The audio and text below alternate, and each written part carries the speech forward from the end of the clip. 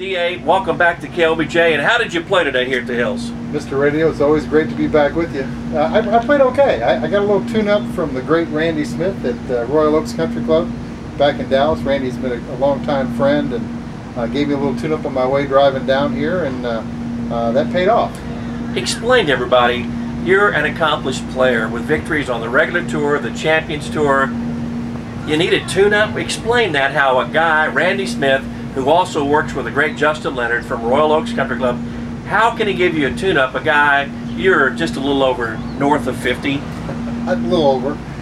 What is the deal? How can you get a tune-up on the phone? Well, it wasn't on the phone. It was on the phone? Yeah, no, I did stop by there and hit balls with him. But many times they can help us on the phone by just talking through things. Right. Sometimes we get too many thoughts, and we have to make it more simple.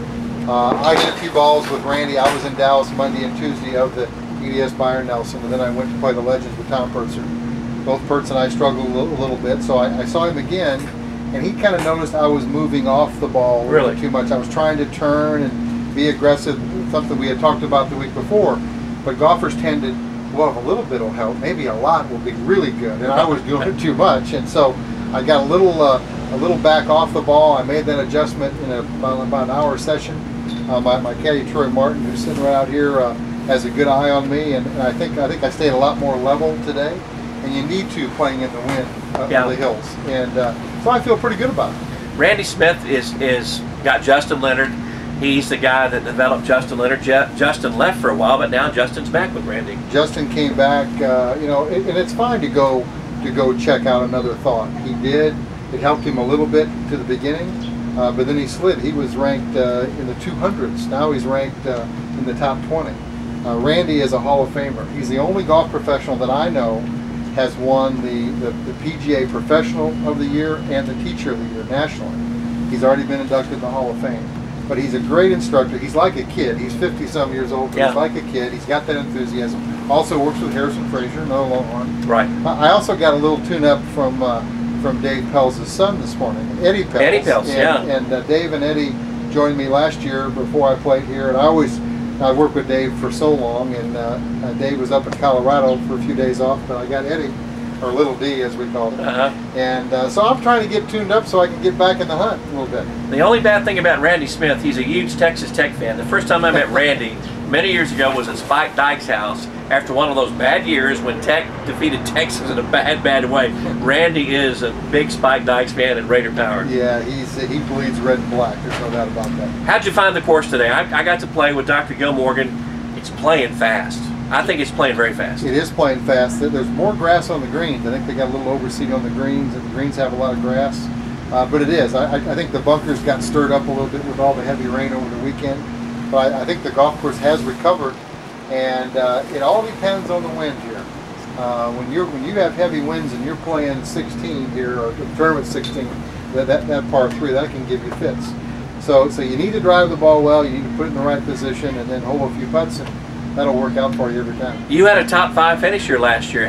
What's your confidence level going into this? You finished second last year. Yeah, I did. I was coming down the stretch playing with Scott Hope the last day, and we were back and forth, and had a chance right to the last hole. But you know, I've played a little scratchy so far this year. I have had a lot going, you know, with the TPC at Las Colinas that we were trying to finish up. But it's time to kind of put a little more energy into my game, and I hope to do that. I normally enjoy playing this time of year, springtime. It starts to warm up a little bit. That's always been good for me. Speaking of the EDS Byron Nelson Classic, you got rave reviews from the fans and the players on the course, and what drama it was Sunday afternoon when Ryan Moore and Adam Scott dueled down the stretch, and they had it playing a really tough Sunday, but they had tough conditions too. Well, they really did. They had tough conditions all week. It was interesting for me because when we talked a week ago, you know, the players got in there on Monday, Tuesday, and Wednesday, and couldn't have been more complimentary.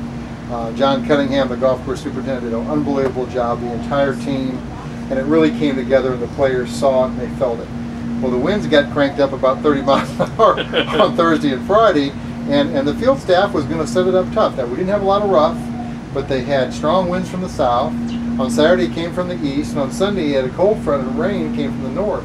And they really didn't come off the pin placements of the tee markers, and so that stirred them up a little bit. But when the highest ranked player in the field, Adam Scott, wins, and you have a finish with birdies at 16, 17, 18, and then again the playoff, everybody's happy. EDS stepped up for a renewal of an extra 4 years.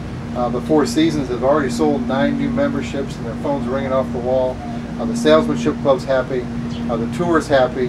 What we're happy about is that I think we've paid respect to Byron, and we want to kind of give a little kick forward, a little momentum for the future for his tournament. Well, when you have a winner like Adam Scott, you know he's the man who makes grown women swoon. You know, that's the first thing. Oh, he's so cute. He'll be a great champion. Yeah, he really will. He handled it very well. And actually, Trevor Immelman coming in, his first event after the Masters, being worn down from doing David Letterman and everything else he was doing, you know, he couldn't have been nicer with his comments and really stated that I think some of the top players will come back. Now, he had a tough time and missed the cut pretty badly, but he still stuck with his comments, and that's good for everybody. How do your chances look this week heading into the tournament beginning tomorrow? And again, DAT's off at noon with Bob Gilder and Bruce Litsky. How do you feel?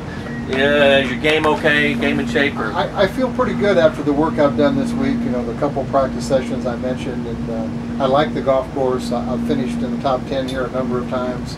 Had a good chance to win last year, so I'd like to kind of get back in that same position and give myself a chance on Sunday. But I really like what Randy helped me with and what Eddie Pell's helped me with, and hopefully I can make that work. You know, you're probably going to win this year because I didn't bug your ass during the Pro-Am as I have the last 2 years. You know, what about this, DA? What about this? What about this? No, I might have worn you out these last 2 years. No, I'm just coming off the momentum of playing with you a few years ago, watching that smooth putting stroke. Thank you, my friend. I didn't say anything about the swing. The putting stroke. It's good. Hey, have a great time in Austin tonight. Best of luck, and I know a lot of people will be watching you tomorrow at high noon on T1 with Bob Gilder and Bruce Litsky. Those are good guys to play with. Yeah, they really are, and I look forward to it. I hope the fans come out.